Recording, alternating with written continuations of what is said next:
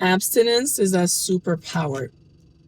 When you're abstaining from having sexual intercourse, you have more clarity, you have more spiritual awareness, you have more self awareness in general, and you also have more purposeful relationships. We live in a society where everyone is just so fast to get to know each other on a sexual basis. And once we start being sexual, then that's when we really forget all of our senses. Is as if like sometimes we forget who we are. We become so entangled with the other person's energy that we stop focusing on ourselves. We forget all of the red flags, and we end up heartbroken sometimes. Sometimes we end up getting pregnant with the wrong person, or we end up just having soul ties that we don't need to have. And I have a personal experience in this. I really regret not maintaining my abstinence until I was married, because now that I have a son, I have a 5-year-old son, and because I wasn't abstinent when I met my son's father, our relationship is one of the biggest, not regret, but it was just one of my biggest aha moments that really, like I always said, my son brings me back to my spiritual awareness. He was my wake up call. Ever since I got pregnant with my son, I chose a life of abstinence because I didn't know who I was getting involved with, and I let so many things slide because we were quick to get to know each other on that level. And so ever since I've been abstinent, I've realized that I have more strength, I have more self-love, I have more self-respect.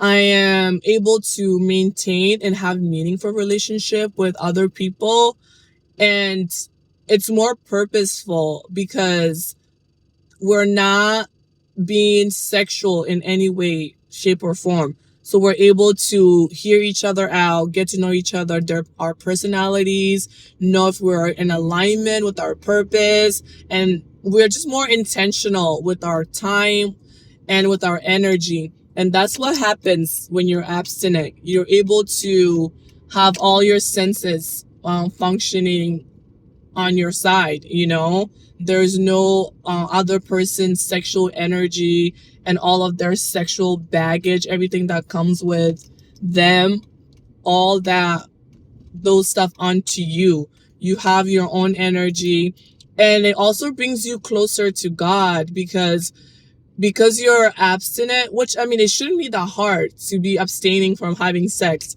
That's what's crazy. We live in a world right now where it's literally hard to not have sex, which is crazy because people are having sex at a really young age.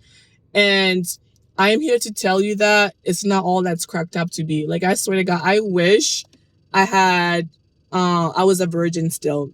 I wish I was. I mean, I don't regret having my son, but I really wish that I was maintaining my abstinence until I was married, because it's just not worth it. It's not worth it. You're giving yourself to someone that's not your husband, that is just, and people are having one night stands. They're just, we're using sex as of we're drinking coffee, which is not okay. And once you're like abstaining from sex, you're able to have like your blinders off, and you're able to realize that you're literally, when you're just having sex, just for the sake of having sex, you're putting your life in danger, and you don't even know what kind of person that person is, what kind of DNA they have, what kind of trauma they have that they're like giving to your child. You don't know. And when we're just having fun thinking, oh, we're just hooking up, then we forget that a child can be a product of that.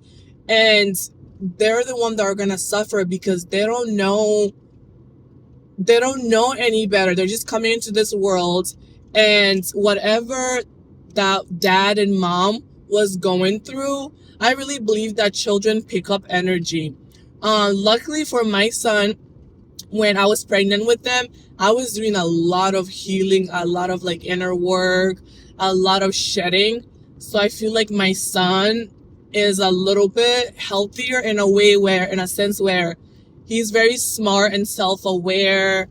Um, he does have some type of, I feel like he does have some anger issues, and that's because of his dad's DNA. So that's why you have to be careful who you lay with.